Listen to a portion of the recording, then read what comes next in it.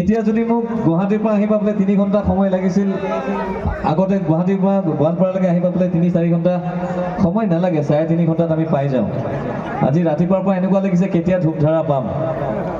তাৰ পৰা যেতিয়া তেখেতৰ সমষ্টিৰ ফালে সোমাই গ'লোঁ, তেতিয়াতো ৰাস্তাৰ অৱস্থা আৰু বেছিকৈ বেয়া। গতিকে মই ভাবোঁ এই সকলোবোৰ অতি সোনকালে ঠিক হ'বলৈ গৈ আছে, যদিহে আপোনালোকে নিজৰ অঞ্চলসমূহত নিজৰ ঠাইবোৰ আপোনালোকে উন্নত মানদণ্ডৰ হোৱাটো বিচাৰে, তেতিয়াহ'লে আপোনালোকে নিজৰ আৱেগেৰে নহয় বিবেকেৰে বিচাৰ কৰক। আৰু মই জানো আপোনালোকৰ বিবেকত কেৱল এটাই নাম বৰ্তমান আছে, সেয়া হৈছে ৰহিম জিব্ৰাণ। এটা জোৰকৈ হাত চাপৰি তেখেতৰ বাবে দি দিয়ক। Thank you. এটি গীত কৰিবলৈ সুবিধা পাইছিলোঁ, জিব্ৰাণ দাই মোক ক'লে ভেগতে গীত লাগে।